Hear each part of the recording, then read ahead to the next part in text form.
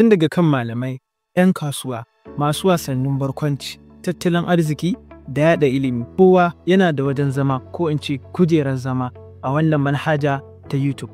Yau na zo mana da ire-iren content da ake yi a YouTube. Ga misalansu, ku biyo mu daki-daki.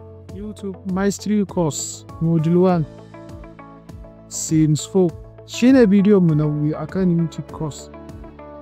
Za mu yi magana ne akan types of YouTube content, kamar yadda muka yi bayani. A ire-iren YouTube content, akwai entertainment wato nishaɗi, education, gaming, lifestyle and personal, business and finance, creative and artistic, news and commentary.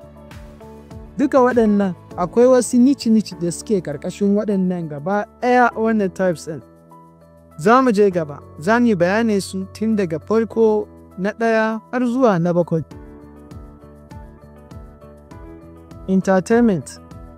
A entertainment akwai blogs waɗanda suke sharing personal rayuwarsu ta yau da gobe. Rayuwarsu duk abin da suke ciki yau za su sharing wa duniya ta sani. Na biyu sai comedians. Bidiyon nishaɗi ƙanana ne ko kuma dogaye ne masu dogon zango ne. Sai kuma waɗanda suke challenge da kuma popular internet challenge, waɗanda suke yin challenge wato sanya gasa kuma music video kamar su ɗan sarki su waye da duk suna mawaƙa ne su masana bidiyo su ɗora a YouTube. Sai streamers and reaction, live stream reaction to other content. Streamers masu yin live kai tsaye za su yi mu'amala da waɗanda subscribers ɗinsu ko followers ɗinsu, su live kawai suke da kuma live stream. So kuma reaction videos wanda suke yin ɗauko bidiyon wani su zo su ƙara wani abu adding value, wannan shi YouTube suke cewa adding value. Sai kuma na biyu education. A ɓangaren education malamai kenan da kuma bayanai information, how to yadda ake abu a YouTube shine bidiyon da kowanne samun followers da mabiya da masu kallo da searchers, wato yadda za mu abu da tutorial step by step guide how to yadda za ka yi wannan abu.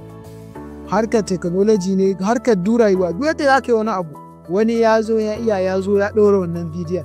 Explainers wani abu wanda yake da ɗan sarkakiya akwai waɗanda suke wannan bayanin, kama yanzu su Abis Bilani kaga wannan sarkakiya aka shiga sarkakiya yana ɗaukowa. Sai da commentaries, Abis Bilani yana da commenting. Akwai waɗanda su kuma tarihi suke ɗaukowa su zo su dinga bayyanawa da bincike.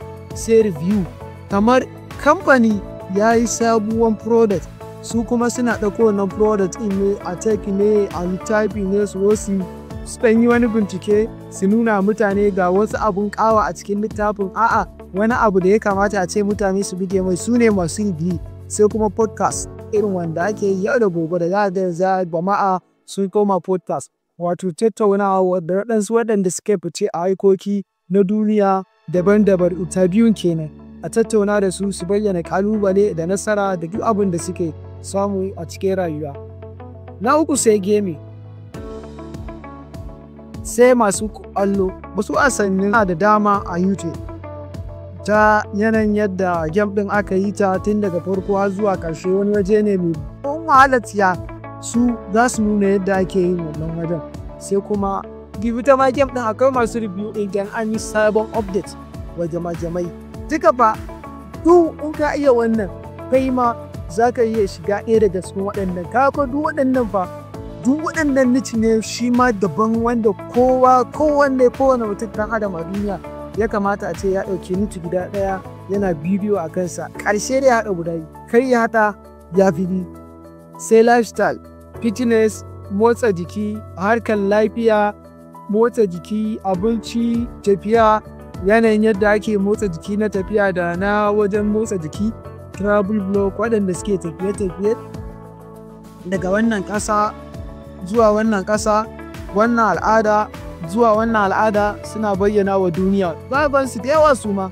Sai kuma beauty and fashion, su kuma duk wani abin ƙawa na kwalliya shi suke yi. Makeup tutorial, clothing, masu tufafi ne, tailoli su ma za su shiga cikin nan. Sai kuma abinci, abinci, masu abinci, girke-girke, ka waɗannan dukkansu akwai wani gungunsu waɗanda kawai wannan harkar suke a cikin wiki. Motivation and self-improvement. Akwai kuma motivational speakers. Motivational speakers su ma suna nan gungun su daga wannan sai wannan daga wannan. Kai motivational speaker ne. Ka je kai ma kai motivating mutanen ku da yaran ku da kake yi yana. Ka je kai. Self-improvement. Masu son su zauna da kansu. Ƙwarin gwiwar da ake bayarwa ka ba su ƙwarin gwiwa. Productivity, samarwa, duka irin waɗannan ta kowa yana da wajen zama fa a ciki ba. Su ma ba wanda ɗaya daga cikin tashi ne personal and wannan, amma duka waɗannan da na muku bayani su ma niche ne fa mai zaman kansa. Ka wannan guda biyar in niche mai zaman kansa. Kana da abin zama, kana da abin da za ka yi. Business and finance, ƙwararru a harkar kasuwanci, ƙwararru investing, trading, stock, crypto, financial advice. Duka waɗannan su ma suna wani ƙwararru ne su ma a wannan ɓangaren investment and trading, stock, crypto, financial advice. Wannan wani fa shi ma ƙware a nan zo yana bidiyo. In ka dai za ka iya zuwa ka kalla ta ƙaru, ko in ka ƙware kai ma za ka iya zuwa ka bayyana iliminka a kan entrepreneurship, startup, lessons, stories, strategies, career and story tips, resume interview, study hack. Duka wannan fa kariya ce wadda kowa idan ka ƙware da ɗaya daga cikin hukun na ɓangaren finance and business kake za ka je ka bayyana, ko kuma kana so ka ƙware kana zuwa kai sacin ɗin waɗannan za ka same su a YouTube suna nan. Graphic and artists, wato masu zane da ƙirƙira, video editing ne, photography ne, cinematography ne, edit, tips, tutorial, art and design, drawing, digital art, painting. Ko waɗannan za ka same su a YouTube. In ka iya ka je kai ma ka bayyana ƙwarewarka a ciki. Wallahi wasu za su zo su kalla, wasu za su zo su kalla.